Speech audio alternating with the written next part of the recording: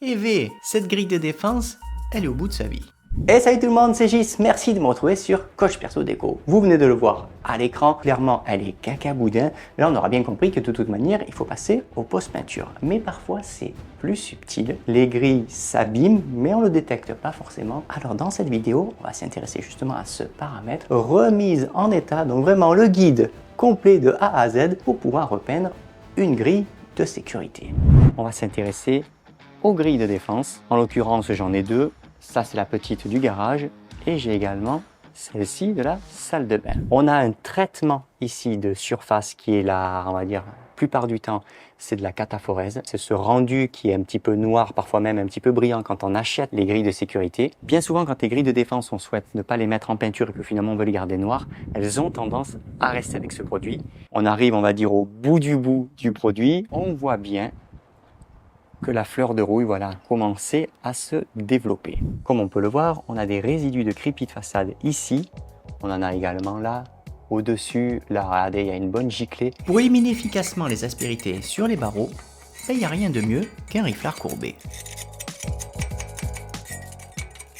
Dans un camion de peintre, je me suis préparé de la lessive, en l'occurrence c'est de l'oxydrine. Bon, il faut savoir que pour faire ce genre de travail, un petit bouchon, ça suffit amplement.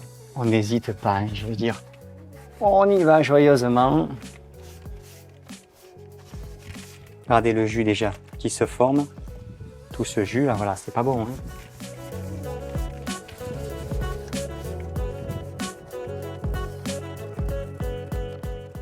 Le lessivage est terminé. Inutile pour l'instant de rincer à l'eau claire. On le fera après avoir poncé puisque ça fait quand même de la poussière, ça fait du voile, il faut l'enlever. Dans la mesure du possible, lorsqu'on a du ponçage à faire, particulièrement sur ce type de barreau, il vaut mieux le faire à l'aide d'un abrasif grain 120 et en l'occurrence à la main parce qu'avec la machine, on peut vite abîmer les angles saillants des barreaux.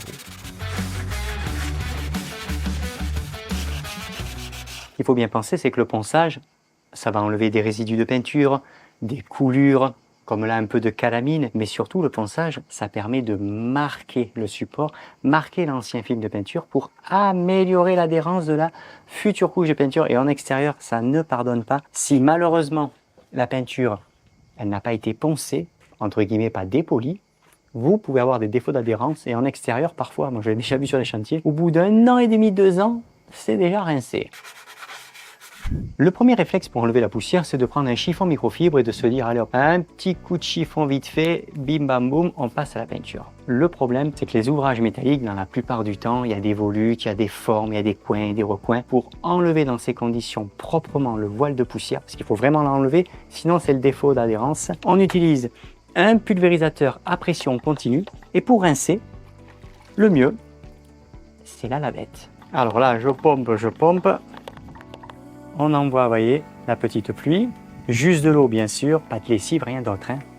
On va faire tomber tout ce voile. On aide évidemment à la lavette. Et là, ça permet vraiment voilà, d'humidifier et par voie humide, la poussière, ben, elle se capte bien. Parce que mine de rien, regardez, c'est trompeur. Hein. Il y en a pas mal hein. Et pourtant, on parle vraiment de petits barreaux. Hein.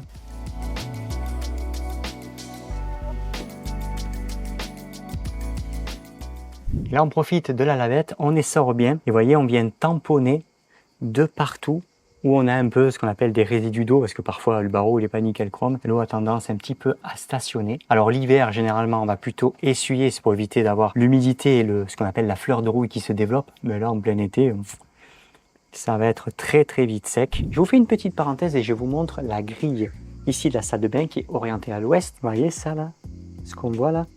Puis alors on le voit particulièrement sur ce barreau là, ça fait une espèce de petit voile, vous voyez, un petit peu entre guillemets blanchâtre, un peu grisâtre. C'est clairement pas un voile de poussière, c'est en fait la peinture qui fane, c'est normal, elle a quand même le couchant, et là je peux vous dire que il est presque 6 heures du soir et il fait bien chaud. Si vous utilisez le papier de verre grain 120, ça là, on l'enlève pas correctement. Il reste toujours ce fameux voile. Et ce voile, pour le coup, comme c'est de la peinture fanée, c'est illico presto, un défaut d'adhérence. On change de granulométrie de papier de verre, on prend beaucoup plus fin. Là, on est au 220. Je l'élimine, vous voyez, complet ici, là, sur le papier de verre. J'ai des marques, ça, c'est les marques du voile. Alors que sur le 120, regardez, il n'y a rien du tout. Donc attention, si vous voyez un petit voile qui change en fait la couleur à la surface de votre ouvrage métallique, c'est de la peinture qui a fané. Parfois ça part quand on lessive, c'est-à-dire que quand on insiste, parfois on arrive à le faire partir. Là, ça a été également lessivé, mais c'est pas parti. Il faut vraiment l'éliminer mécaniquement avec une granulométrie de papier beaucoup plus fine. On va passer maintenant à l'application de la laque, puisque les grilles sont forcément bien sèches. J'ai ma petite voix, c'est une parenthèse, qui s'est fait la malle. Enfin bon, ça n'empêchera pas de travailler. Vous allez voir comment on applique. En l'occurrence, je vais passer 2 couches. C'est une laque anti-rouille, donc c'est une laque solvantée anti-rouille. Il s'agit de la marque Peinture La Française. C'est la gamme l'étincelante. Pour, on va dire, travailler correctement, il ne faut pas énormément de matériel. Petit manchon de 50 mm avec sa petite monture. Donc c'est un petit rouleau mousse, ce qu'on appelle avec micro-aspérité. Ça va nous servir pour faire toutes les parties ici à plat. Une brosse à réchampir de 13 mm de diamètre. Sachez que si vous avez une de 15, on va dire c'est la plus courante d'ailleurs, la 15 mm, ça va très bien, mais moi j'ai une 13 pour faire tous les petits passages, c'est super. Et un petit pinceau d'artiste. Alors un plat, ou si vous avez même ce qu'on appelle un petit rond, ça va très très bien également. Ça va être vraiment, vous voyez, comme là, s'approcher au plus près sans avoir finalement à travailler avec une 15 ou une 13 parce que le risque de toucher, forcément, il est quand même plus grand. Sachez, une grille, quand on veut faire un très très bon travail, ça se peint recto verso, forcément, mais c'est surtout que quand on peint d'un côté, on pense bien de temps en temps aller de l'autre côté. Supposons que vous n'ayez pas trop l'habitude de peindre, qu'il fait un peu chaud, que la grille est bien large. Quand vous avez fini, si vous avez bavé, malheureusement, vous aurez des marques. Première couche, ça s'arrange. Deuxième voire troisième couche, quand on commence à faire des marques et qu'il faut les gratter alors qu'on a fini, on a vite le seum quand même. On va dégager en fait toutes les parties ici où c'est soudé, où le petit rouleau passe pas correctement. Pour pouvoir travailler correctement une laque, on vient regarder, on tapote. Parce que quand on fait directement ceci, voyez, on voit de suite ce qu'on appelle le stri de la brosse, pas toujours très très joli, alors ça c'était pour vous le montrer. Vous voyez, on tapote, ça fait un peu ce qu'on appelle l'effet martelé, alors ça va se tendre, hein, mais c'est beaucoup plus joli. Et là, vous voyez, regardez, hop, je fais donc de ce côté. Je le fais également à la brosse pour la simple et bonne raison que la rouille, donc l'eau, se fait un plaisir d'aller dans les soudures et le rouleau, lui, sait pas garnir tout ça. Donc ça, vous le faites vraiment à la brosse. C'est pour éviter évidemment que la fleur de rouille se développe sur les parties soudure, parce que c'est vraiment sur les parties de soudure qu'elle va se développer en premier. De ce côté, même chose. Là voilà, on dégage, vous voyez comme je tapote. Alors on tapote gentiment, hein, parce que ça abîme évidemment hein, les brosses. L'essentiel, c'est d'arriver à faire un bon travail. À partir de maintenant, je peux déjà travailler avec le petit rouleau. Alors le petit rouleau se comporte comme une petite éponge. Donc on vient, on prend voilà, un tout petit peu de laque. Là, je refais un petit peu le rouleau. Alors c'est un rouleau qui a déjà travaillé pour le coup. Vous, s'il n'est pas à la couleur, si vous voulez pas qu'il vous fasse un peu des maigreurs, vous prenez une chute de carton, vous roulez un petit peu là pour qu'il se fasse. Et après, vous allez voir, il va faire un très bon travail. On commence avant de faire toute la partie finalement visible. On commence vraiment sur les barreaux de côté, ici. Inutile d'appuyer, hein, ça, il n'y a pas de nécessité. Hein, c'est pas parce qu'il est épongé, qu'il ressemble à une éponge en soi, qu'il faut appuyer. Ici, même chose.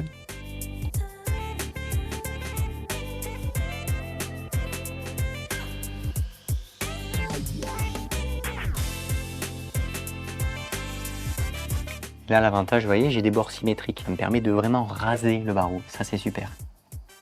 Ici, on en profite là, pour faire le dessus, gentiment, sans s'appuyer pour pas que ça dégueule. Là, on vient.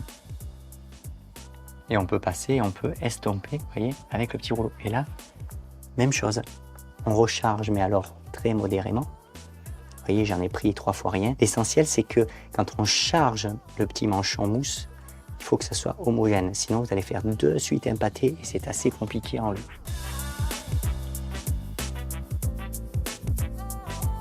Alors, ça sert à rien de se presser, voilà, surtout quand on n'a pas l'habitude. Il faut juste, voyez, bien vérifier à faire son travail correctement, bien l'appliquer.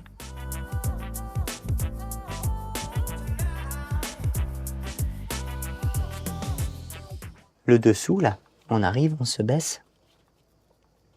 Voilà, il y a juste à faire ceci. Et là, on est tranquille. Là, j'ai fait le côté gauche, le côté droit. Je peux faire le devant.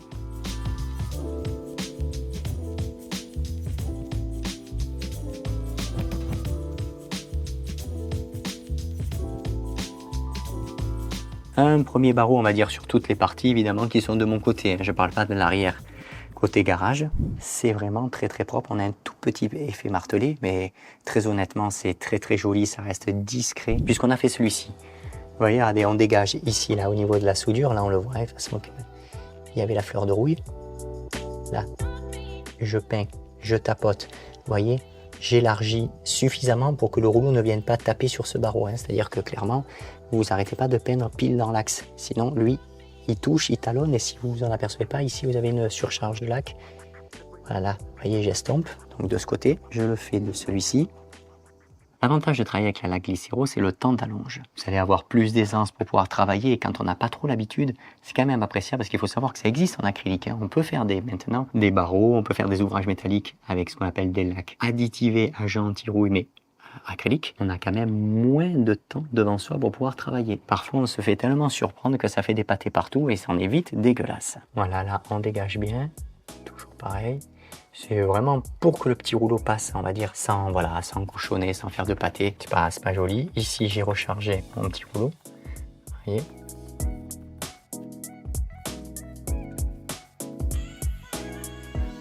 Là, je suis le galbe. Avec cette petite largeur, ça évite en fait de mettre un 110 en route, clairement. Pour des choses comme ça, ça ne sert à rien. Là, je fais de suite, j'enchaîne ici. Je charge bien le petit rouleau. Hop, on pose la laque. Et là, vous voyez, c'est parti. C'est trompeur. Ça donne l'impression qu'à une couche, c'est terminé. Il faut savoir évidemment que non. Il vous faut au moins 2 couches sur ce type de finition. Ça a déjà été peint, ou 3 couches si vous revenez complètement sur le métal à nul, ou si tout simplement parce que le métal, lui, est brut et qu'il n'a jamais vu de sous-couche, ou éventuellement de primaire anti-rouille. Je serre, voyez, le grain pour que ça soit propre. Et le niveau de brillance que vous voyez là à l'écran, puisque c'est du glycéro, donc ça ne bouge pas, donc c'est un demi-brillant justement, et ça restera évidemment tel quel, peu importe d'ailleurs le nombre de couches. Un bon petit arrobage des arêtes, regardez, je le place à 45 degrés là, vraiment sur les parties saillantes. Et ça me permet vraiment d'enrober correctement pour qu'il y ait évidemment une bonne protection parce que les angles, c'est toujours pareil, c'est des parties qui sont sensibles.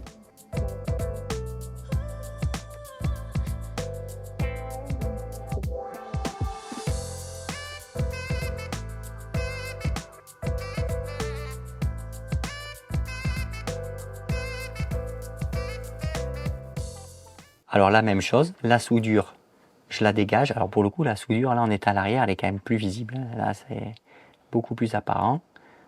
Je fais vraiment le tour avec la brosse.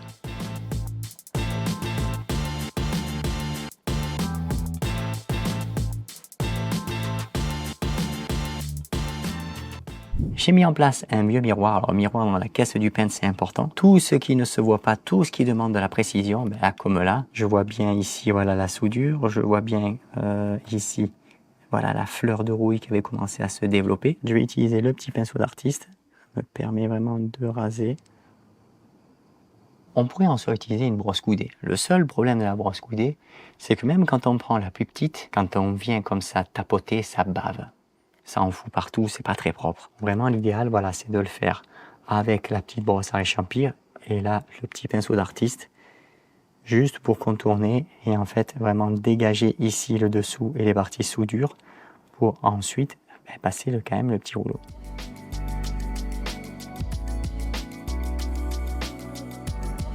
J'ai là le petit rouleau, ben voilà, on a juste ça à faire.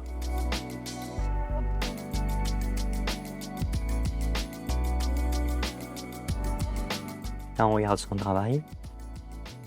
Dessous, je suis propre. Et là, je finis, voilà, on a toutes les petites parties ici. Plus facile à faire, évidemment, puisque je suis de face.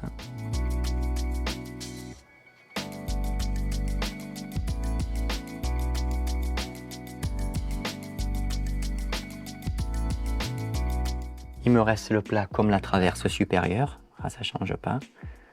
Là, je fais mon petit réchampi là, mon petit réchampi ici avec le pinceau d'artiste. Brosse de 13, je tapote, je dégage un petit peu pour pas approcher, on va dire, dangereusement le rouleau du crépi. Peinture extérieure, ça a quand même une bonne facilité de pénétration dans le support, particulièrement de lac. Et voilà, ça tâche très très facilement. Et je vous dis, la consommation, c'est peanuts. Hein. Là, on regarde bien. Ah ben, tiens, là, on s'aperçoit qu'il y a un petit manque. Là, ok. Et c'est vraiment la partie ici. Et là, ah ben, c'est ok également. Là, il est bien peint. Première couche terminée. C'est une laque à séchage conventionnel 24 heures. Alors il faut savoir que pour les lacs à séchage conventionnel, si vous le pouvez, laissez passer 48 heures. Et au bout de 48 heures, papier de verre granulométrie 240 si vous êtes dans le même cas de figure que moi, donc c'est-à-dire un barreau qui est quand même très propre, très lisse. Ça sera pour ôter les petites aspérités, les petits moucherons et améliorer évidemment l'adhérence de la future couche de peinture. C'est vraiment juste pour rayer, mais alors finement. Ça permet voilà, vraiment de repartir évidemment sur une bonne base et surtout d'améliorer l'adhérence, parce qu'il ne faut pas oublier qu'une laque par définition, dès qu'elle se tend, ça bloque le fond. La première couche de laque est désormais sèche. Je vais appliquer la deuxième et finalement la dernière couche de peinture. Visuellement, c'est trompeur, c'est propre, mais il y a quand même, pour avoir une protection optimale, durée de vie globalement 7 à 8 ans si vous êtes un petit peu plus exposé aux intempéries et on va dire en altitude. Généralement, c'est à peu près voilà, les 6 ans si on veut pas d'emmerdement particulier. Un petit lessivage, un ponçage, un rinçage, mise en peinture et on va dire que c'est finalement que de l'entretien régulier. Je viens de poncer, vous voyez, regardez ce que ça donne. Petit coup de papier vert, en l'occurrence du grain 220. C'est juste pour ôter les aspérités. C'est pour améliorer évidemment l'adhérence, je vous l'ai dit. Mais surtout, on ne fait pas de marque et on ne revient surtout pas au métal à nu. J'ai effectué le ponçage. On n'échappe pas au traditionnel chiffon microfibre. C'est vraiment pour ôter le petit voile de poussière parce que ça a l'air de rien. Mais dès l'instant où vous voyez qu'il y a un petit changement de couleur, on a toujours ce fameux voile de poussière. Je vais préparer ma peinture à appliquer la deuxième couche de laque. Alors il faut savoir que c'est rigoureusement la même chose que la première. Il n'y a pas de précaution particulière à avoir. Entre la première, la deuxième et éventuellement même la troisième, c'est exactement le même travail.